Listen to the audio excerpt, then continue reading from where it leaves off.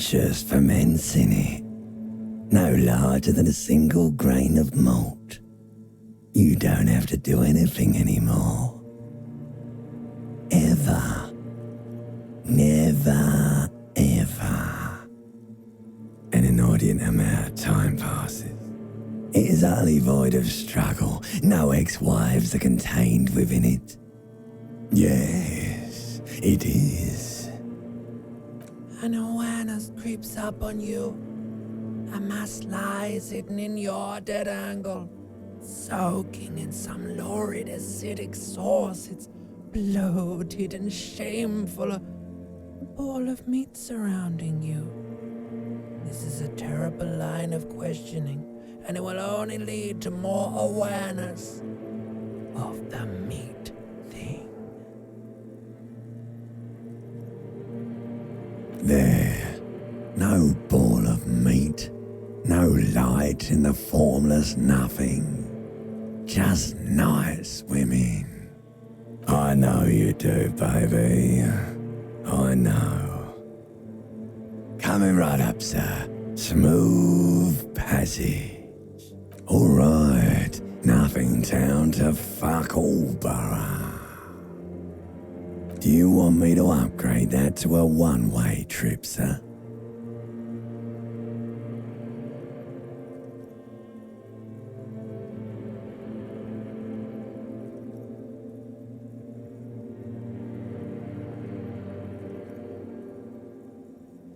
The song of death is sweet and endless.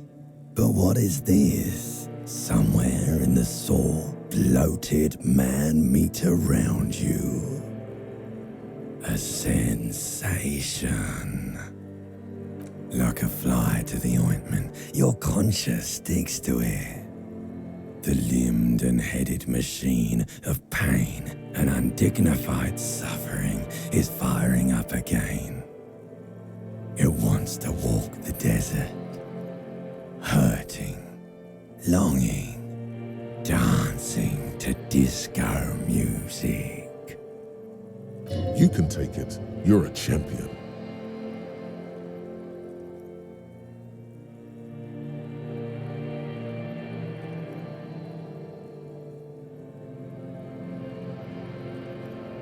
The stench of liquor rises from your mouth, and with it, an ungodly headache. A fiery streak penetrates your skull, trying to force your eyes open. It's a sound, a clarion call from hell. Somehow, you know what it is. A caprice Canadian motor carriage.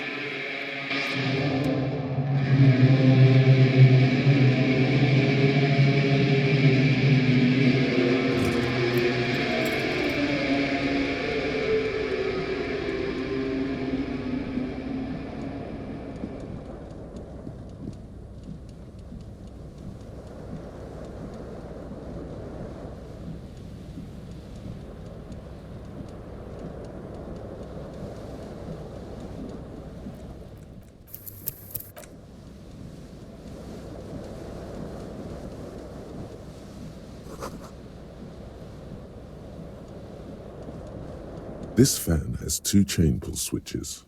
One ends in a tiny fan, the other in a light bulb. A truly horrific necktie has somehow attached itself to one of the blades. Or has it been consigned there as punishment? You feel as though this creature is your friend and wants to reattach itself to your neck so that you may continue your adventures together in this strange world. The blades come squeaking to a halt. It should be easier to reach the tie now. You swoop up and catch the tie. Snap. It's released from the blade. Warning, warning, the necktie is no longer contained. What you have in your hand is a fantastically colorful tie with 4 or 5 different patterns. The knot reminds you of a noose. If it's your friend, why was it up there? Who ties their friend to a ceiling fan? Maybe this thing is dangerous somehow. An ominous, foreboding feeling fills you as you look at the tie. A terrible mistake. Turn the lights off immediately. You can practically feel the photons burning a hole in your brain. The lights are off.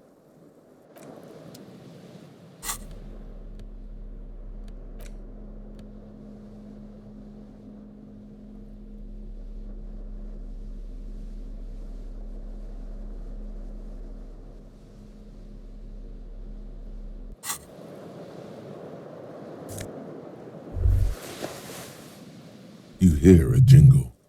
Keys are clinking in the pocket of your flare-cut pants. It says, whirling in rags, on the aluminium keyring. There is a single key on the ring. The number 1 is etched on it. It should open the door.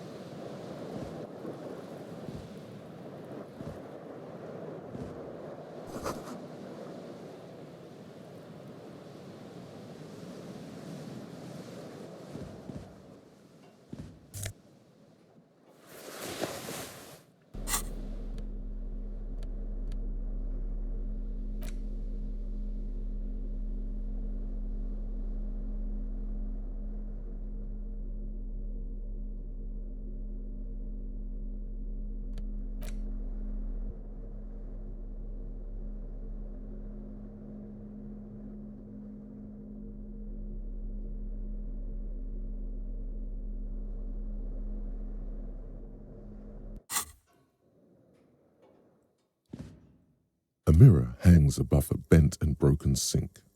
In a fierce discharge of masculine energy, someone has ripped half the faucet off. Hot water sprays from the base and steam covers the mirror. You cannot see yourself, just the outline of a man. Suddenly, you realize you have no memory of the face that awaits you there, underneath the soft vapor. Really, all recollection of the person you are, the people in your life, and even the world you're in has drowned in a sea of blood alcohol. This was no mere night of drinking. It was a deluge of world-ending proportions. As you slowly reach your hand towards the surface of the mirror. Abort. You clearly have not thought this through. You won't like what you see there, and you will never unbecome it. Yeah, there is definitely something wrong with it. Where to even begin? There is the bloatedness, then the swollenness.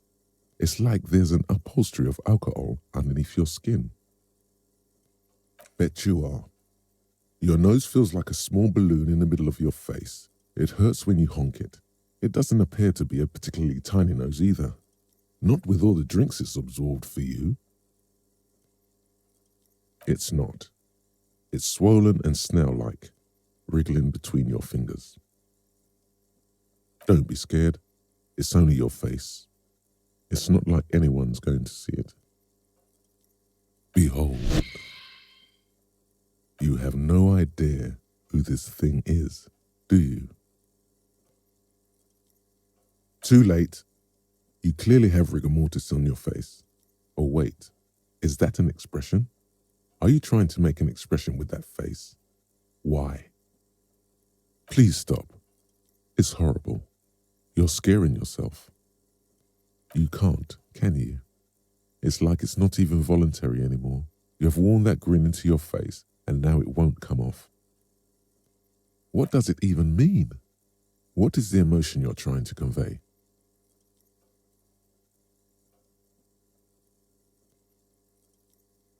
There might have been, 10 years ago. It's little more than a cadaverous spasm now.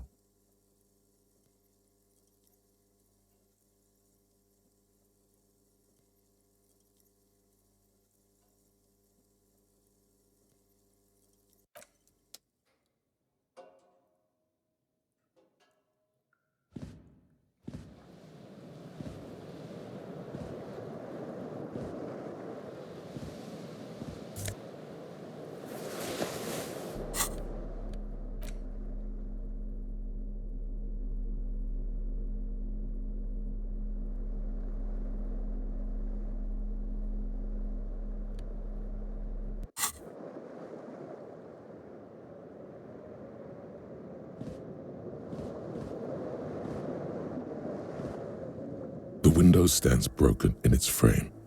Cold wind blows in. The morning light hurts your eyes. It's hazy, but you see the ocean and some war-torn buildings. The shards face outward. Whatever broke this window came from the inside. A fine web of scarring covers the back of your right hand, but none of it is recent. More likely a projectile than a held object. There are no fragments on the floor from pulling a tool back in after impact.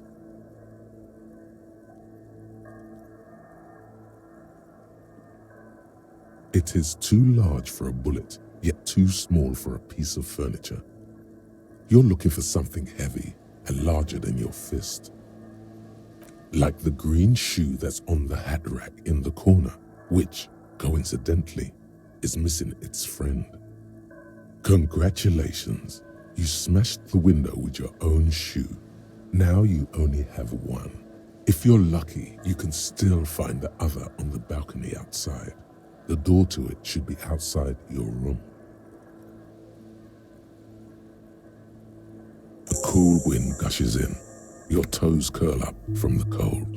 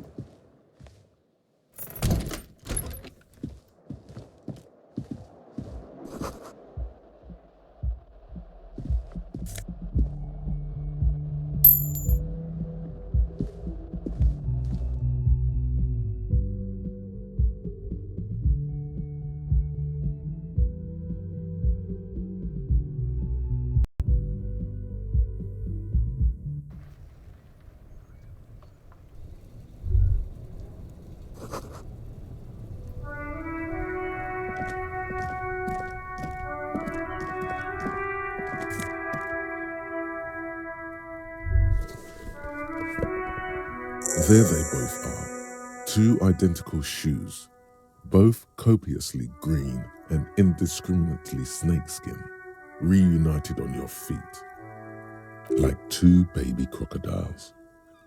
Good, they're balanced, comfy. Feels like the only good thing about you right now, truth be told.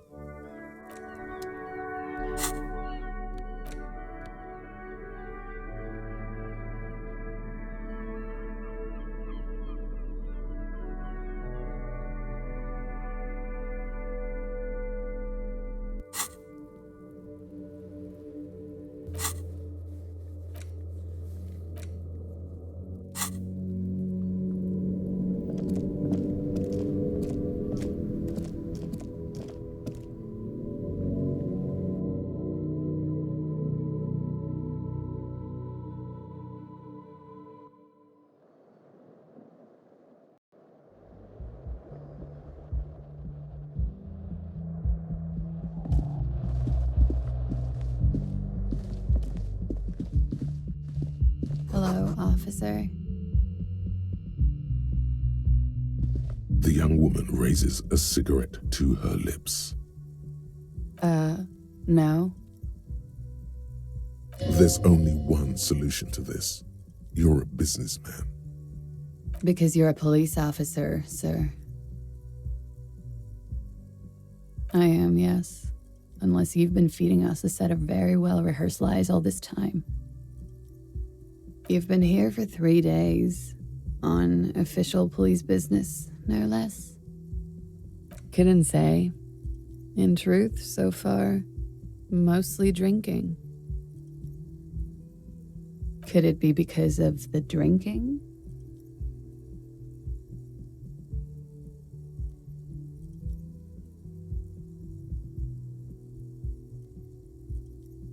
Of course. Be careful, officer. They don't like the police around here.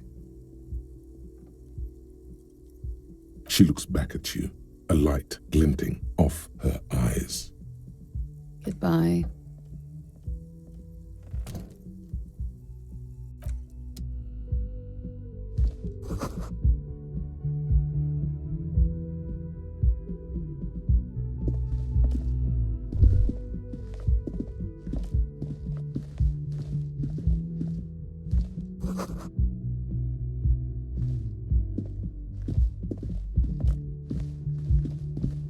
The door is closed. There is no answer.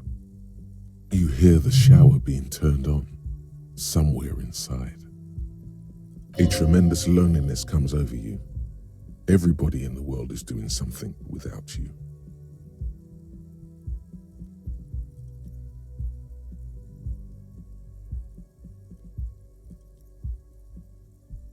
The door is indifferent to your loneliness. The world does not care. Still no answer. Still nothing.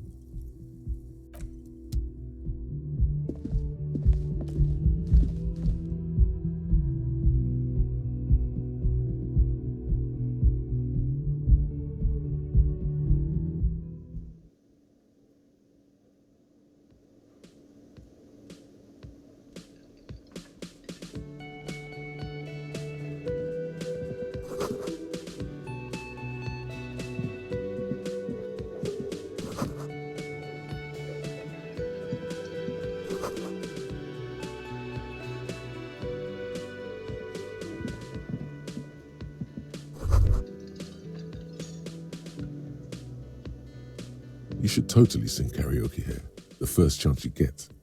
Your emotions need to be expressed. People need to know your vast, oceanic soul. Utterly. And it needs to be heard. Through a PA system. By other people. You have not yet stumbled on the right lamentation, but it's out there. It'll come to you. You will wreak havoc with it. Don't worry. Serves them right. Wipe that smirk off their face with your sad, tragic song. Who's laughing now? No one. You have to find something tragic to sing first, though.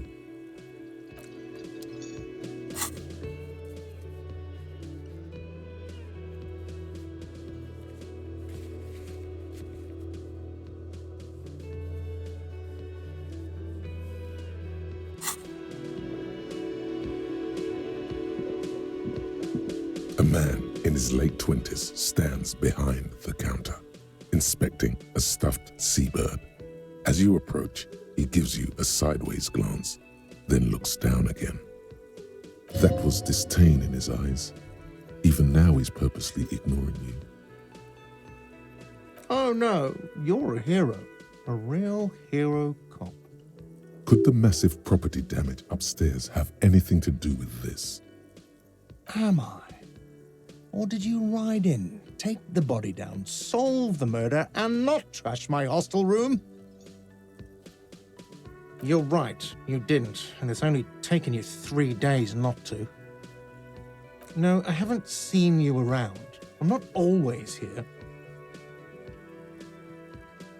A competent work of taxidermy. The white and brown seabird lies among piles of coasters and drying mugs. One of its wings broken. The man is trying to mend it. Looks like the bird was ripped off the shield that was used to mount it, most likely on a wall.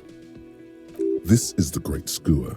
The seabird is the symbol for the discovery of the Insulindian Isola, the part of the world you are in right now. Something about it makes you feel bitter. Look, your buddy is over there.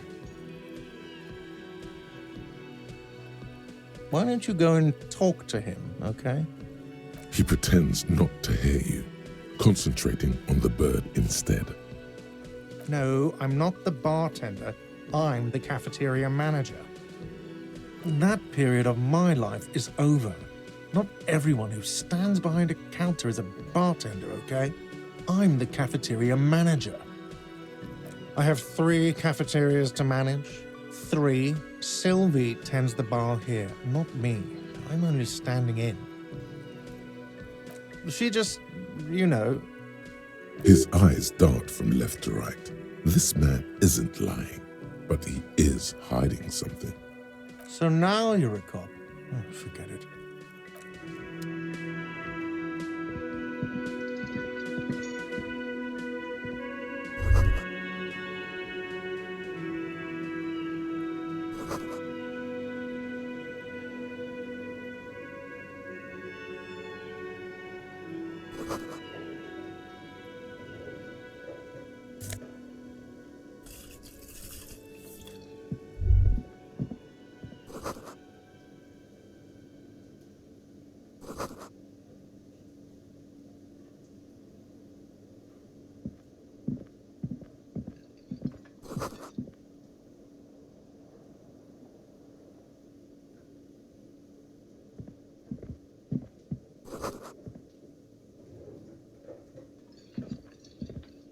Hello, sweetie. You shouldn't keep your colleague waiting.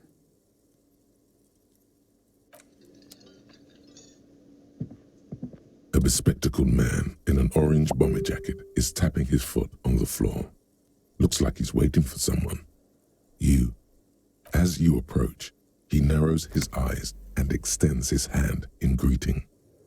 If an assault were launched on this building right now, if the windows came crashing down and the whole world descended upon you, this man would hurl himself in death's way to save you. You are sure of this, but why? He is your half-brother. Hello, I'm Kim Kitsuragi, Lieutenant, Precinct 57. You must be from the 41st. You realize he's waiting for your name. This is your chance to come up with a really good name for yourself. Get creative. Conceptualize. Raphael Ambrosius Cousteau.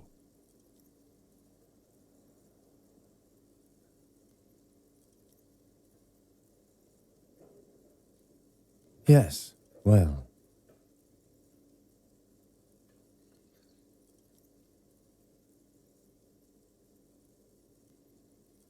Not for a moment does he believe that's your real name. He casts it aside as an intra-departmental joke or a peculiarity he doesn't understand. It looks like we had a little scheduling error on Sunday. Saturday too, actually. Have you had time to talk to the manager here? What he means is, he has been trying to meet up with you for 2 days, but you have been otherwise occupied. If you don't mind, we should talk to him again. Ask him for a rundown of the area, now that I'm here as well. I understand the scene is out back, right?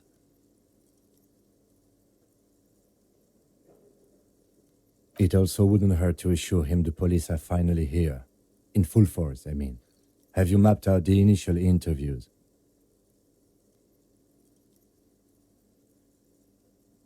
Okay, we'll have time for that after we take a look at the coroner's case. Have you removed the dead body from the tree? Mm-hmm. Sure. But did you take it down from the tree? So, the body is still in the tree. This is the first time you detect a weariness in the lieutenant's voice. It is obvious he would have preferred for the body to no longer be in the tree. Where it has been hanging for 7 days straight. We should go there as soon as we are done talking to the owner.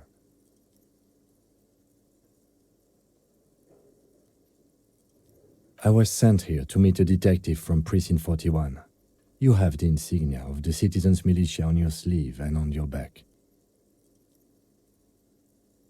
I suppose you could be impersonating him. You could have gotten the insignia from the black market or forged it. But for now, I'm going to set those possibilities aside. I'm not from the Inspectorate General. Inspectorate General means internal affairs. What he's saying is he's not from the rat squad and isn't supposed to suspect such things. No need for derogatory terms. They're only doing their job. Yes. They're not just white rectangles.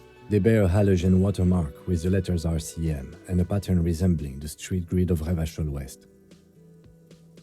I would ask you to step into the headlights of my motor carriage, but again, it's none of my concern. I just need you to do your job.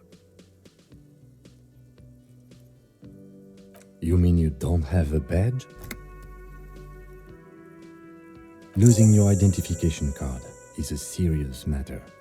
My vehicle has a shortwave. You can use it to report your badge missing.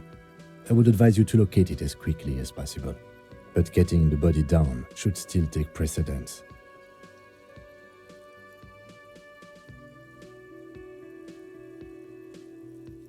I can see you drank last night and the night before, and that you are still drunk now. But I have seen officers go through worse, much worse. If you need something for your headache, there is a general store nearby. But as I said, the dead body should be our #1 concern. After you, officer. Lieutenant Kitsuragi is now in your party. You can talk to him whenever by interacting with him.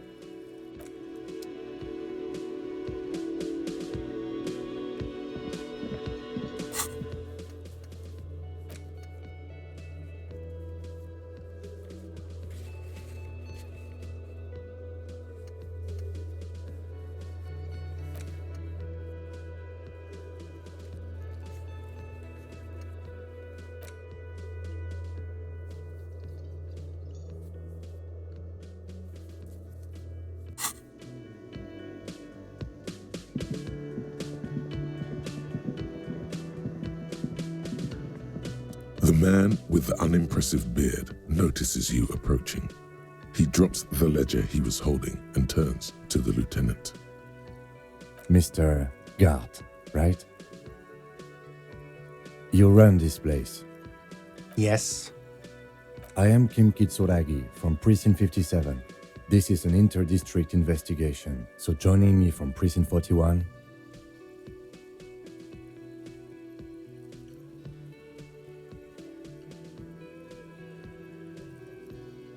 Right. Now, I know it took us a while to arrive at the scene. It also took you a while to call us and report the dead body. It was you who placed the call, yes? No, I only just got here. It was probably Sylvie who called you. She usually works the bar here. I'm only temporarily taking over her duties. Do you have her number? As a matter of fact, I do.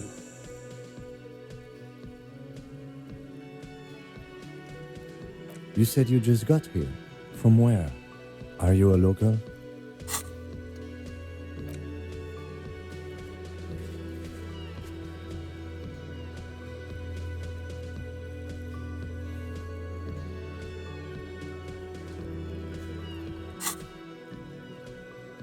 What, of Martinez? No. I live in Jamrock. I only sometimes come here to keep an eye on the place. This is just one of the many, many cafeterias I manage. But you still know your way around, yes? In case we need directions. Yes, I know where some things are, but as I said, I don't live here. I just used to work here.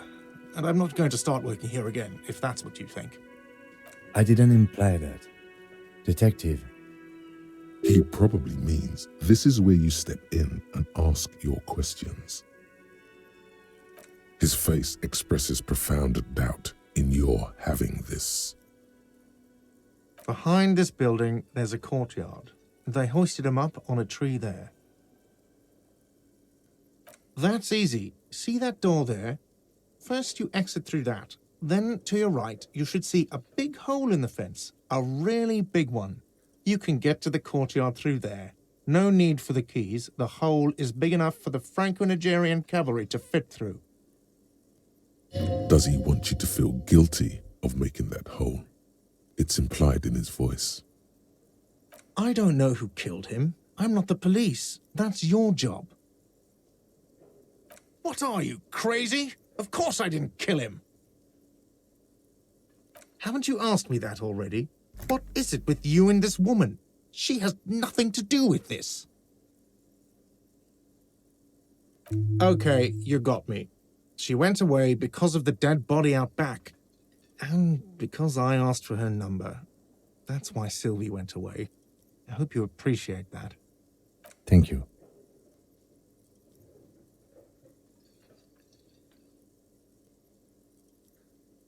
I asked an employee out. She didn't want to come, but felt obliged to. It was a bad idea. Now, what is so goddamn fascinating about that for you? It's got nothing to do with the lynching.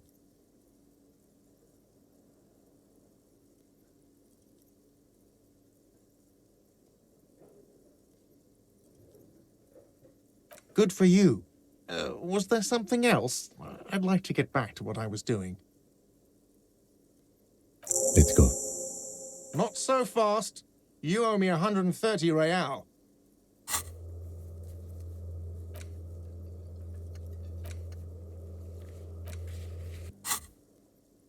No one is saying the multi-pattern necktie you found tied to the ceiling fan can talk. No one. It must be merely imagination. But Let's bail! Time to push the eject button! Sounds like a responsibility! You don't like those! no, don't listen to him. It's madness. Just talk. Oh, excuse me. You owe me 130 real. The IIR, or Inter-Isolary Real, is the global reserve currency. Whatever part of the world you're in right now, it's safe to assume he means you owe him some money. No, you don't owe me street cred. You owe me money. You owe this establishment 130 real.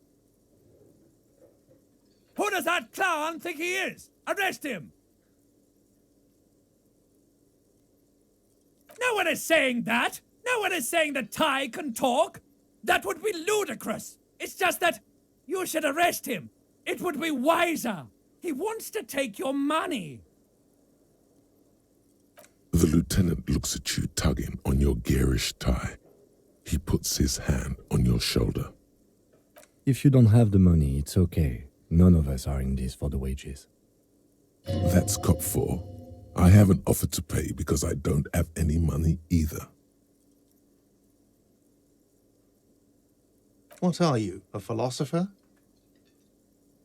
Money is what grown-up people use to pay for things. Things like this hostel room or 8 bottles of potent blend and 9 packs of Royal Extra. We use it for everything, really. Are you serious? From your work? I don't know. You can take bribes, I guess. I'm sorry. I don't think cops can take bribes. Some do take recompense, but only to survive. For survival, to pay me.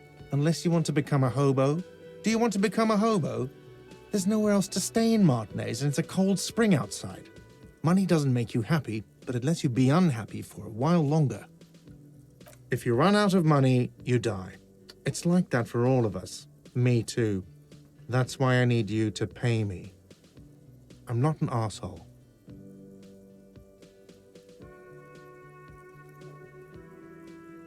There's a shuffle of nylon as Lieutenant Kitsuragi looks for something in the pockets of his orange bomber.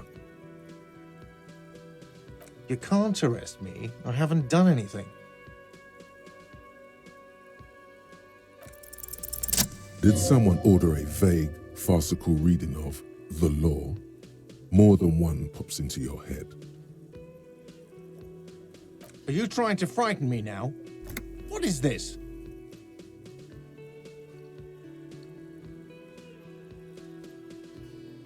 Fine. Fuck this. I'll do it myself. I'll call your station. What was it, 41? I'll ask them to pay for the room. The drinks and the window you still have to pay for. That's 70. Are we done, officers? The ledger does. The ledger has a memory. The drinks are non-negotiable. There's no way your station will pay for them.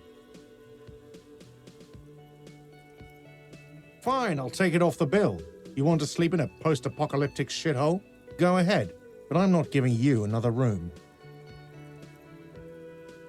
Don't thank me. You still owe me 30 for the drinks. If you don't have it by tonight, I'm not letting you back up there. That's enough now, sir. Good day.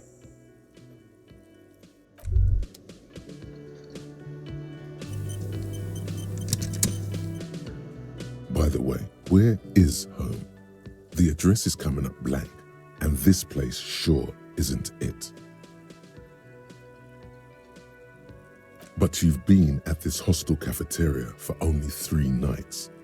Where were you before? You had to be somewhere. In time or space? That doesn't sound like somewhere you can stay if you run out of money.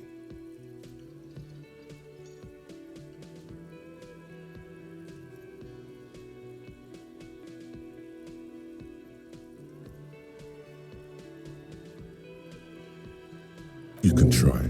Run some addresses in your head when you get the time. Maybe a street or an apartment will appear.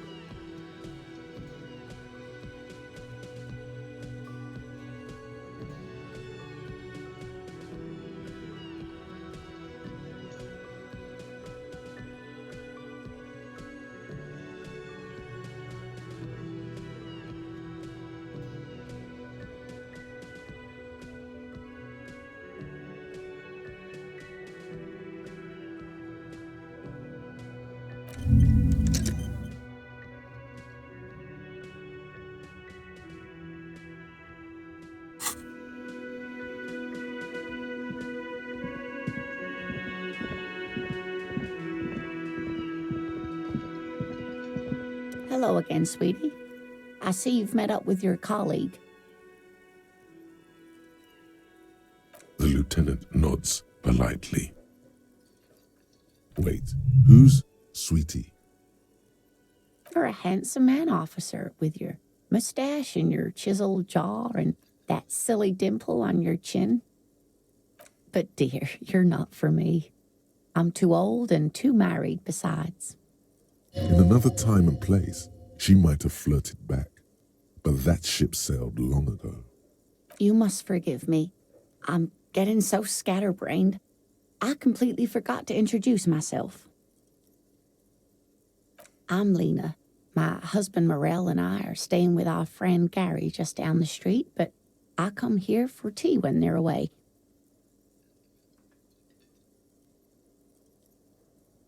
This Lena is wacky enough for the motley crew. Hire her on the spot.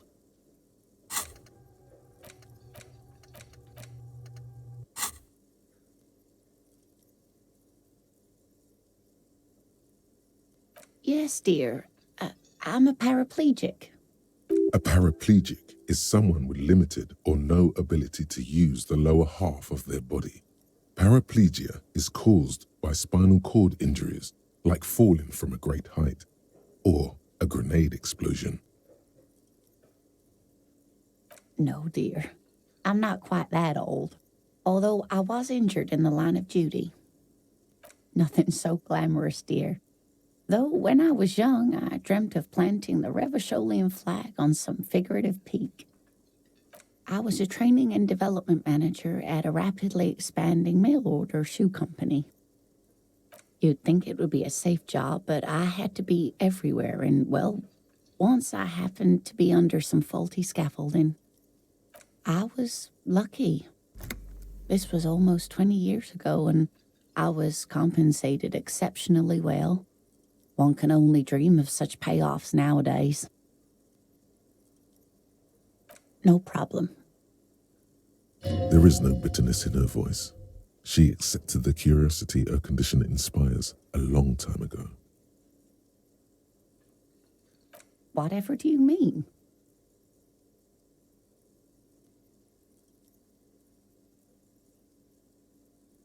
Sequence killers? Oh my. But I think you already have a partner, sweetie. A partner who needs you to help him get a corpse down from a tree. I can assure you with absolute certainty, there are no sequence killings taking place in Martinez. Now, gentlemen, no need to squabble. I wouldn't be of much use to you anyway, sweetie. Thank you, but Martinez isn't the most wheelchair-accessible place, you see. I'd slow you down. Perhaps another time.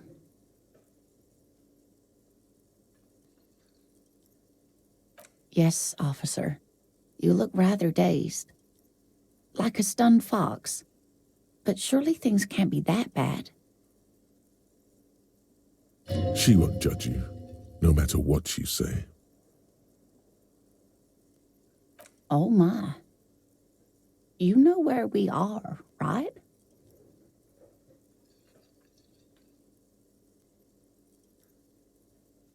That's right. And where is the Whirling in Rags cafeteria itself located? We're in the city of Revachol, dear. Yes, and Revachol? How would I even begin to tell you? Revachol is the most beautiful city in the world. We're fortunate to be here, you and I. I haven't seen very many other cities personally, but everyone says so. Revachol is a rare jewel. This city used to rule the world, though it has seen better days. Speaking of history, you know what year it is, yes? That's right, dear. How splendid. Here, take this pen. Knowledge should always be rewarded. Her relief is palpable. She was getting pretty worried about you there, but now she relaxes her shoulders. I can tell that this is taxing for you, so I'll just ask one more question. What regime are we living under? What mode of government? Nope, sadly not. Revachol is what's called a zone of control, under an alliance of foreign powers called the Coalition. We have no government of our own, and what democracy we have is market-driven. Meaning, buying is voting. Oh dear. And you were doing so well. There aren't any cops in Revachol, not in the traditional sense. The status of law enforcement has been a complicated matter since the revolution. But we should stop for today, sweetie. You look like you need a break. Besides, I'm not the best person to explain the big things to anyone. A defeat, I'm afraid. The people of this archipelago tried to build something new, something different. The rest of the world didn't like it, so they came and ended it. This was 42 years ago. It has something to do with everything. I really don't know how to explain it better. I'm just a poor woman, she thinks. What do I know of these things? And how can I help you? You were doing quite well up until the end there. It does look like you're having trouble remembering things. History and places. Remembering reality in a word. It's very odd. A sigh. The lieutenant buries his nose in his notebook. But maybe a fresh set of eyes is what the world needs. And while I'm no doctor, such bouts of amnesia are often temporary, so I wouldn't worry too much. She means this sincerely. Worrying won't do you any good. someone more educated in sweeping matters. Maybe you should ask. No, I'm not an encyclopedia. I won't be a guide either. I'm a detective. Of course. Then I don't know. Someone rich, maybe? Wealthy people are educated. Though I don't know where you would find a wealthy person in Martinez.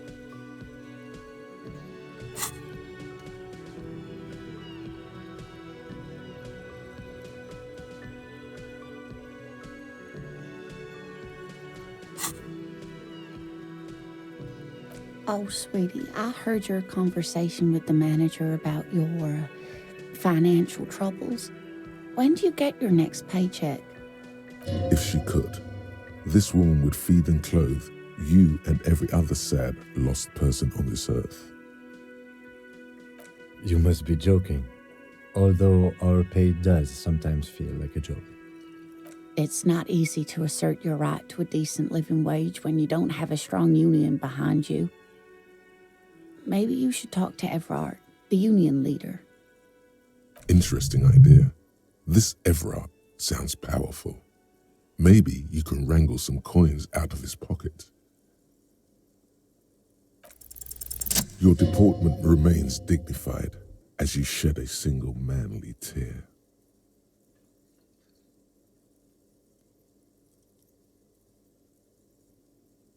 Sweetie, I only have a few cents on me, but I could give you this to pawn, just to tide you over.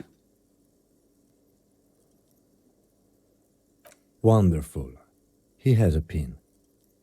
The pin is round and slightly tarnished. 3 sailboats in bas-relief with the sun hovering over the water behind them. A chipped green banner at the bottom reads, San Baptiste, Summer 31, Dinghy Races. Cross the plaza and follow the road along the coast. Down by the water, there'll be a shack nestled against an old stone facade. That's the pawn shop. An old friend of my husband's goes there often. He says the owner is quite helpful.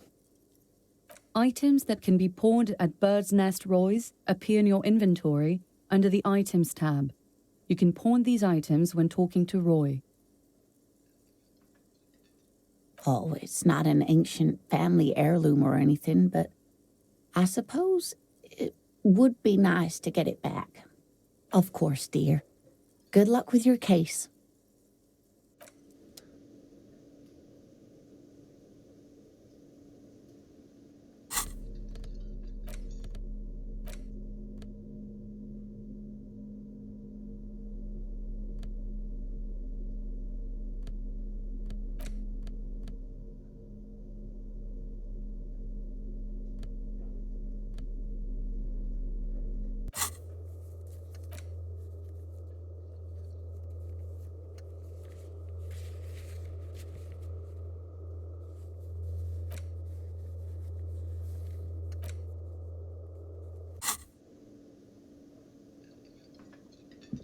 Yes?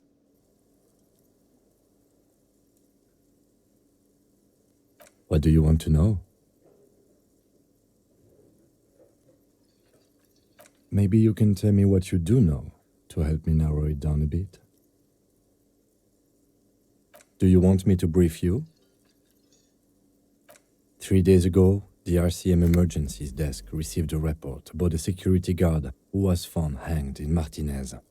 An anonymous caller said there was a dead body behind the Whirling in Rags hostel cafeteria. The cadaver had been there for 4 days. No one had come to investigate. During that time, the victim had been stripped of his belongings. The caller did not identify him, but used the word lynching. There is an ongoing labor dispute between the local dock workers and the logistics company Wild Pines. I was told we should approach the death as part of this dispute.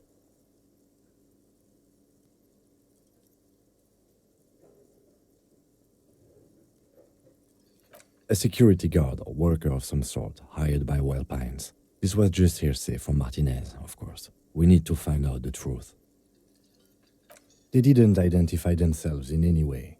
The tone was muffled using a device of some sort. the desk could identify neither the caller's age nor sex.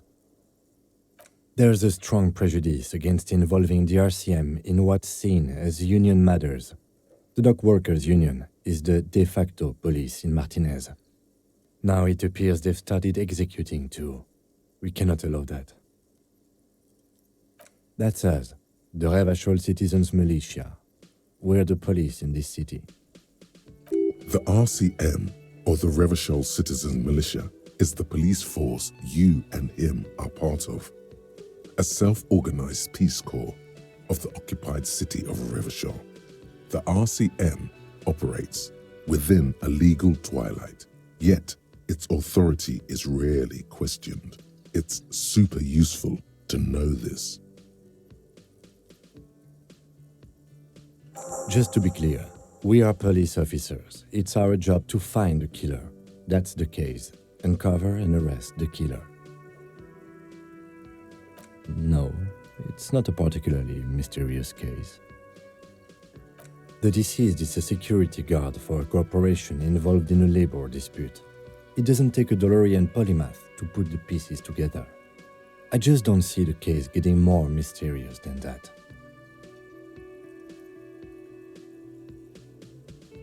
I can assure nothing like that will happen. Do you know why not? No, something isn't happening, because it's not part of reality. So desperately mundane. You need to funk this case up. There's something the lieutenant isn't seeing.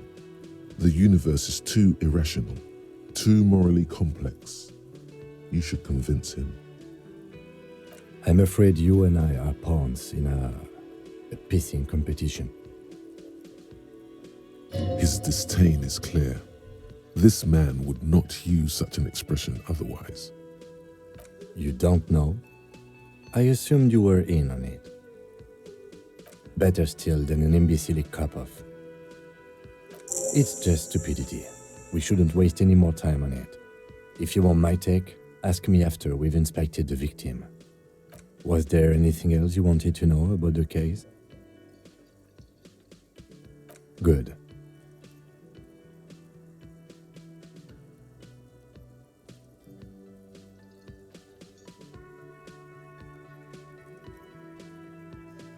No response. He just arches his brow. He's having trouble processing it, believing it even. Have you tried concentrating on something other than your personal affairs? There is a sudden, harsh edge to his voice, like he's tired of hearing about your personal affairs. Not a fan. It's just the nature of lieutenancy. The RCM deploys a self-styled structure called the Decomptage as its chain of command.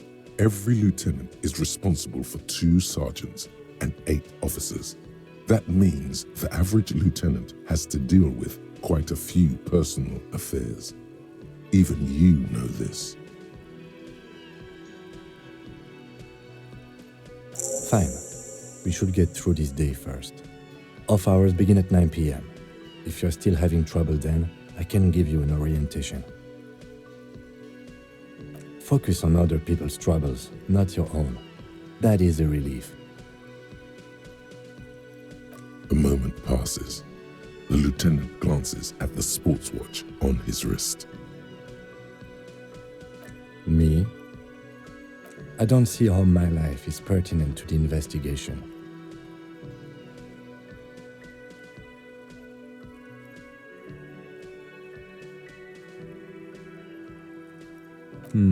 That's a fair point.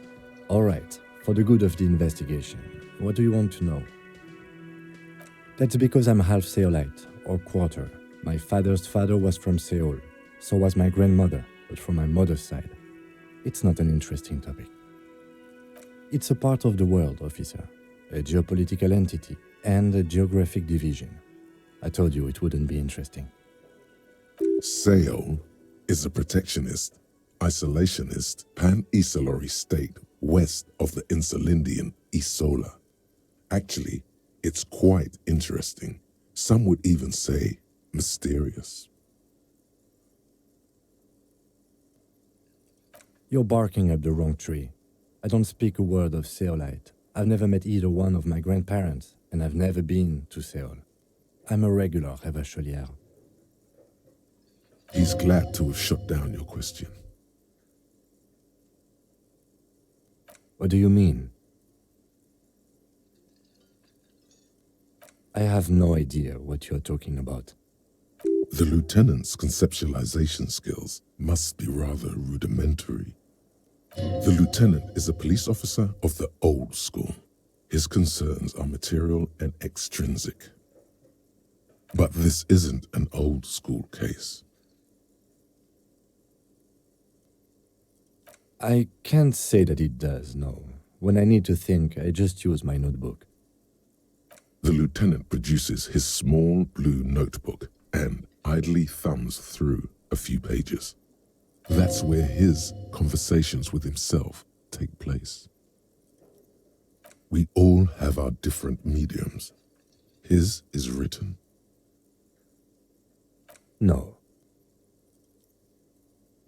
Your brain sends the signal to your lips, but they refuse the order. Something is paralyzing them. You're pretty sure it has something to do with the lieutenant's eyebrow. The eyebrow is exercising psionic control over you. Something the matter, detective? This guy's got authority off the charts. With just the flick of his eyebrow, he's able to make you his thrall. Nothing. You better hope he doesn't abuse his authority. There's a lot of it.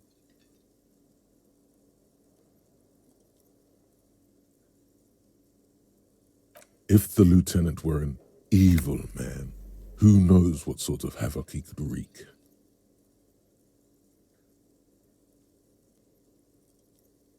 Fortunately, he is a committed officer of the RCM. He'll only use his powers for the good of the investigation. The lieutenant relaxes his eyebrow, and you seem to regain control of yourself. Good. Let's change the subject.